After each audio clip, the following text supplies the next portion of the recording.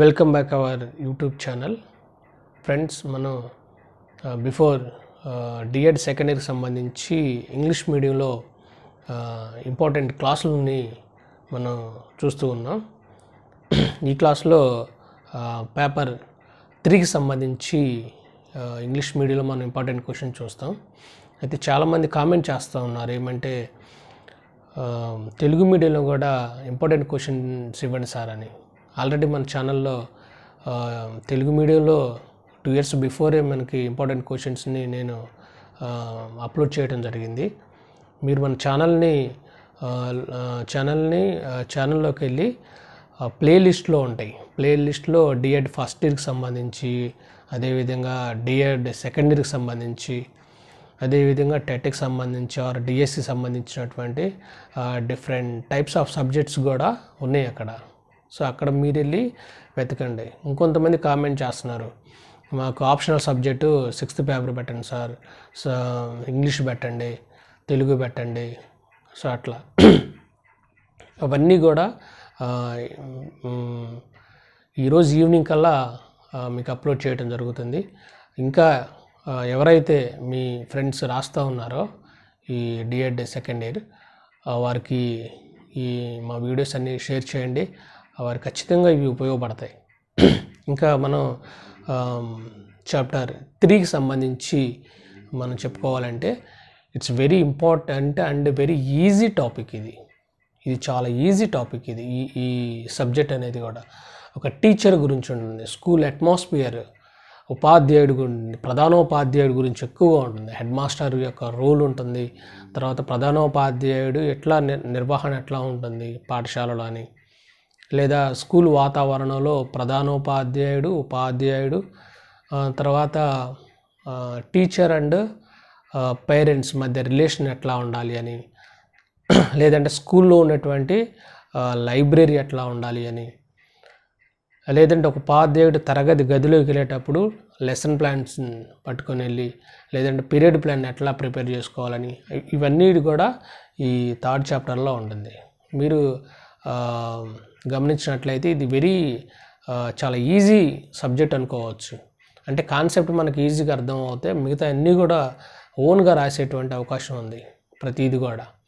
ఇంకో విషయం ఏంటంటే, మీరు రాసే ప్రతి క్వశ్చన్ కూడా ఏది వదిలిపెట్టకుండా రాయండి. ఈ ఈజీ సబ్జెక్ట్స్ లాంటి వాటిలో మనకి ఎక్కువ మార్క్స్ని గెయిన్ చేయగలగాలి అని అంటే కనుక ప్రతి క్వశ్చన్ మీరు అటెంప్ట్ చేయండి.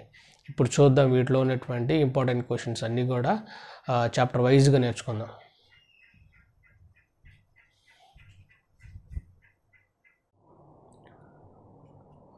మనం పేపర్ 3లో చాప్టర్ 1 నుండి వచ్చేటువంటి ఇంపార్టెంట్ క్వశ్చన్ చూద్దాం. మనం ఇంతకుముందు చెప్పుకున్నట్లు ఈ పేపర్ 3 వచ్చేసరికి జనరల్ పేపర్. ఇది అంటే ప్రతి ఒక్కరు కూడా ఓన్గా రాయడానికి ఎక్కువగా అవకాశం ఉన్నటువంటి పేపర్ ఇది. ఈ పేపర్లో వచ్చేసరికి school atmosphere, school time table, తర్వాత స్కూల్ లైబ్రరీ, తర్వాత స్కూల్ అట్మాస్ఫియర్ అంతా స్కూల్ గురించి ఉంటుంది. School, teacher, student, school environment మొత్తం స్కూల్ గురించి ఉంటుంది. కాబట్టి ఇది కొంచెం కాన్సెప్ట్ మనకు అర్థమైతే ఈజీగా నేర్చుకోవచ్చు, తర్వాత ఈజీగా ప్రజెంటేషన్ కూడా చేయొచ్చు. సో ఈ పేపర్ 3లో చాప్టర్ 1లో ఒక సెలెక్టెడ్ 5 క్వశ్చన్స్ ఇంపార్టెంట్ ఇచ్చాను. ఇవి చూద్దాం. First question, meaning, concept and purpose of school. Meaning, concept, purpose of school. Second question వచ్చేసరికి, write a short note on school and community. Write a short note on school and community. Next, third one, schools as an organ of society. Schools as a organ of society. Explain. ఈ essay type questions ఎట్లా అడుగుతాడు. Schools as a organ of society, దీన్ని explain చేయమంటా ఉన్నాడు. Next fourth one, aims and objectives of school organisation.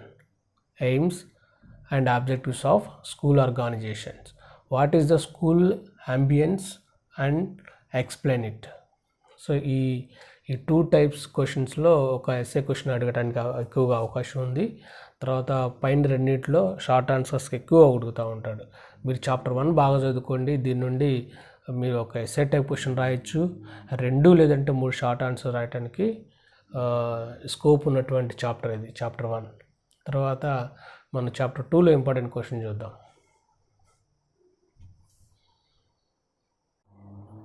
Next మనం chapter 2లో important question చూద్దాం. ఈ చాప్టర్ 2 కూడా అన్నీ కూడా జనరల్ టాపిక్స్, అన్నీ కూడా స్కూల్ అట్మాస్ఫియర్కి సంబంధించి. ఫస్ట్ క్వశ్చన్ చూద్దాం. Right the importance of school assembly and school time table. Right the importance of school assembly and school time table. ఇక్కడ 2 కాన్సెప్ట్స్ ఉన్నాయి. స్కూల్ అసెంబ్లీ ఒకటి, 2 స్కూల్ టైం టేబుల్ ఒకటి. So ఈ రెండింటిని విడివిడిగా మీరు చదువుకోవాల్సినటువంటి అవసరం ఉంది. స్కూల్ అసెంబ్లీ కానీ లేదంటే right the importance of school time table in schools అనే ఇటువంటి క్వశ్చన్స్ని, లేదా స్కూల్ అసెంబ్లీ గురించి ఒక కాన్సెప్ట్ రాయమని ఎస్ఏ టైప్ క్వశ్చన్ అడిగేటువంటి అవకాశం ఉంది. కాబట్టి ఈ రెండింటిని మీరు నేర్చుకోవాల్సినటువంటి అవసరం ఉంది. Next second one, what is the purpose of school library. What is the purpose of school library, లేదా what is the importance of school library in schools, అట్లా కూడా అడగవచ్చు. నెక్స్ట్ థర్డ్ క్వశ్చన్ వచ్చేసరికి write the importance of parent and teacher association. Write the importance of parent and teacher association. పేరెంట్స్కి తర్వాత టీచర్స్కి ఉన్నటువంటి సంబంధాన్ని గురించి ఒక షార్ట్ ఆన్సర్ రాయని క్వశ్చన్ అడిగేటువంటి అవకాశం ఉంది. లేదంటే పేరెంట్స్ అండ్ టీచర్స్ యొక్క రోల్ ఏంటి స్కూల్ అన్న దాని మీద కూడా మనకి ఎక్కువగా ఎస్ఏ టైప్ క్వశ్చన్ అడిగేటువంటి అవకాశం ఉంది. Next fourth one, what is the need of co curricular activities. What is the need of co curricular activities. So ఇది కూడా మనకి ఎస్ఏ టైప్ క్వశ్చన్ కానీ లేదంటే ఖచ్చితంగా ఈ 4 క్వశ్చన్స్లో వస్తే ఎస్ఏ టైప్ క్వశ్చన్స్కి వచ్చే అవకాశం ఉంది. ఫర్ ఎగ్జాంపుల్ ఒక క్వశ్చన్ ఎస్ఏ క్వశ్చన్ వస్తే కనుక మిగతా 3 షార్ట్ ఆన్సర్స్కి వస్తాయి. కనుక ఈ చాప్టర్ 2లో ఈ 4 ఇంపార్టెంట్ క్వశ్చన్స్ని మీరు జాగ్రత్తగా చదువుకోవాలి. నెక్స్ట్ మనం చాప్టర్ 3లో చూద్దాం.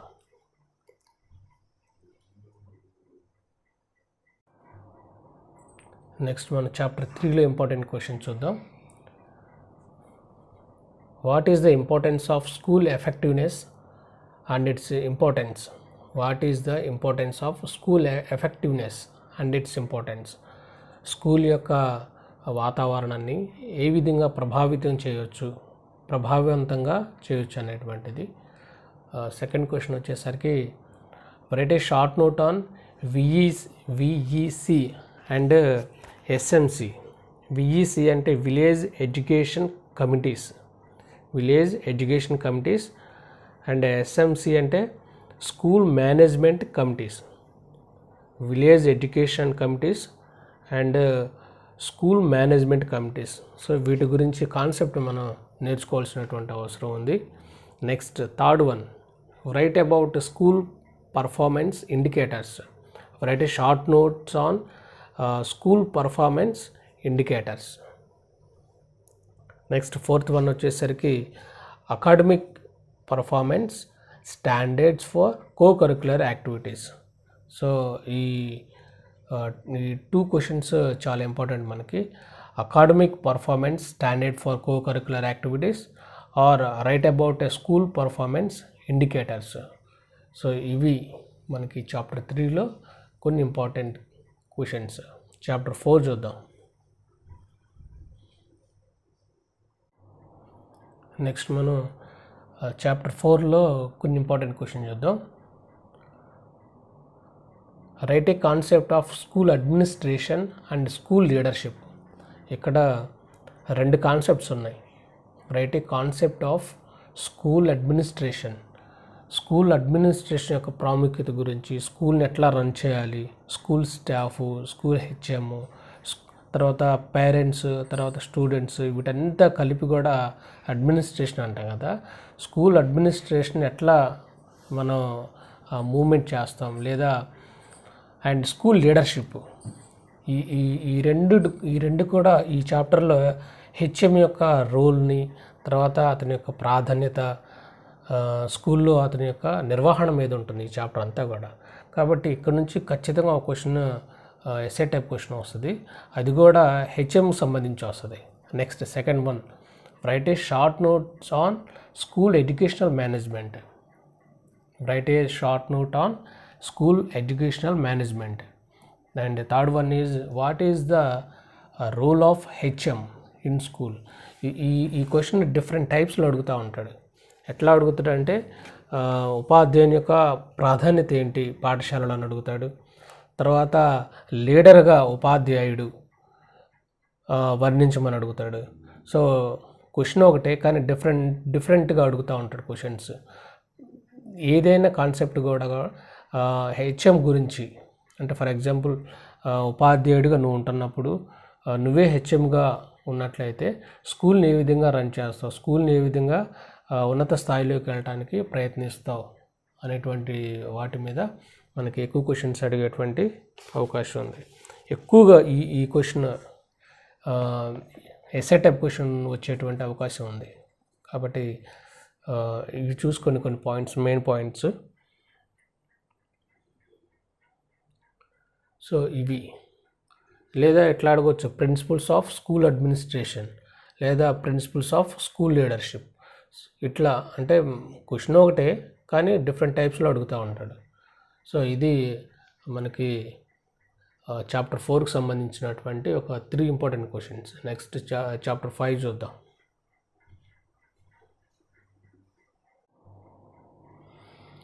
నెక్స్ట్ మన చాప్టర్ 5లో ఇంపార్టెంట్ క్వశ్చన్ చూద్దాం.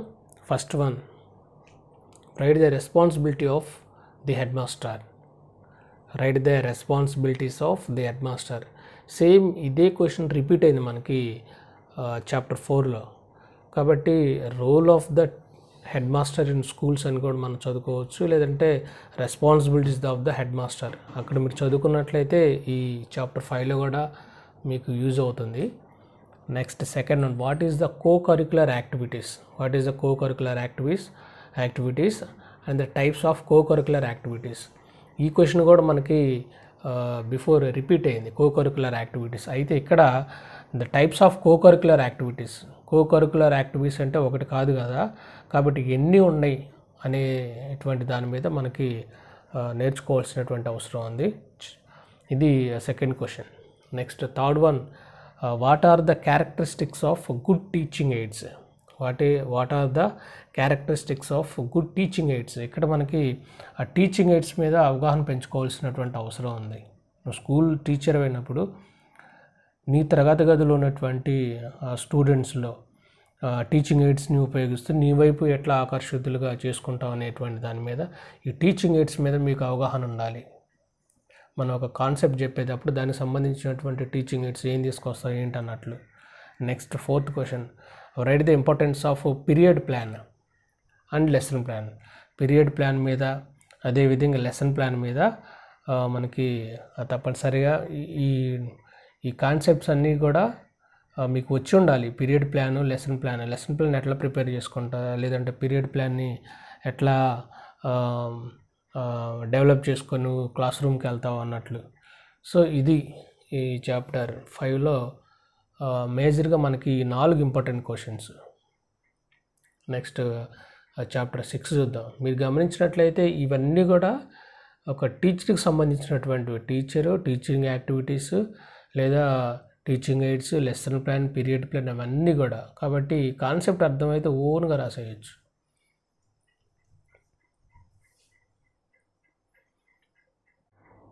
నెక్స్ట్ మన చాప్టర్ 5లో ఇంపార్టెంట్ క్వశ్చన్ చూద్దాం. Right the teacher as a social transformer.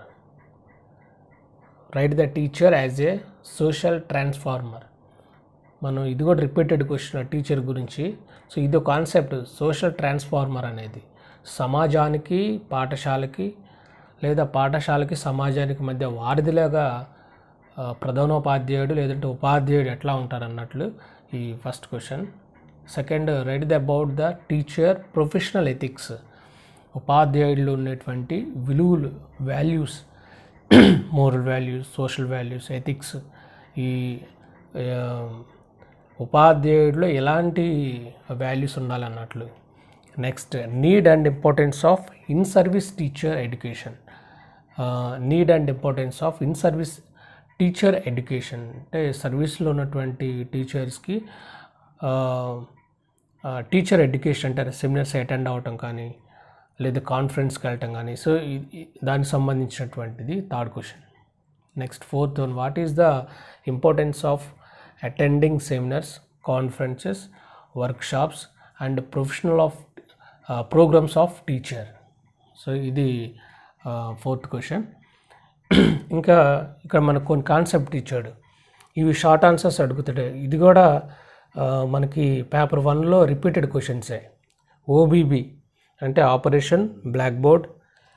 తర్వాత second one ఎపెప్, Andhra Pradesh primary education programme. తర్వాత డెపెప్ అంటే డిస్ట్రిక్ట్ ప్రైమరీ ఎడ్యుకేషన్ ప్రోగ్రామ్. తర్వాత ఎస్ఎస్సి అంటే సర్వశిక్ష అభియాన్. నెక్స్ట్ ఎన్ఐఓఎస్ అంటే national institute of open schools. Next MDM mid day meals. So వీటన్నిటి గురించి కూడా కాన్సెప్ట్స్ మీరు నేర్చుకోగలిగినట్లయితే వీటిలో ఖచ్చితంగా షార్ట్ ఆన్సర్స్లో లేదా డెఫినేషన్స్ అని అడుగుతాడు మీకు బిట్ పేపర్లో. Define or what is the meaning of MDM అని ఇట్లా 1 మార్క్ క్వశ్చన్ కూడా అడిగేటువంటి అవకాశం ఉంది. అది ఆర్ ఓబీబీ అంటే దీని అబ్రివేషన్ కూడా అడిగేటువంటి అవకాశం ఉంది. కాబట్టి వీటి గురించి అబ్రివేషన్ నేర్చుకోండి, తర్వాత కాన్సెప్ట్ కూడా నేర్చుకోండి ఏంటి అన్నట్లు. సో ఇది మనకి చాప్టర్ 6కు సంబంధించినటువంటి ఇంపార్టెంట్ క్వశ్చన్స్. సో ఇది ఫ్రెండ్స్ మనకి పేపర్ 3కి సంబంధించి. మనం స్టార్టింగ్లో చెప్పుకున్నట్లు ఈ పేపర్ 3 చాలా ఈజీగా ఉంటుంది. తర్వాత ప్రతి కాన్సెప్ట్ కూడా ఓన్గా రాయడానికి అవకాశం ఉంది. ప్రతి క్వశ్చన్కి కూడా లేదంటే ప్రతి యూనిట్ కూడా ఫండమెంటల్గా నేర్చుకోవాల్సినటువంటి 2 లేదంటే 3 పాయింట్లు పట్టుకొని దాని మిగతా క్వశ్చన్స్ అన్నిటిని కూడా మనం ఫిల్ చేయొచ్చు.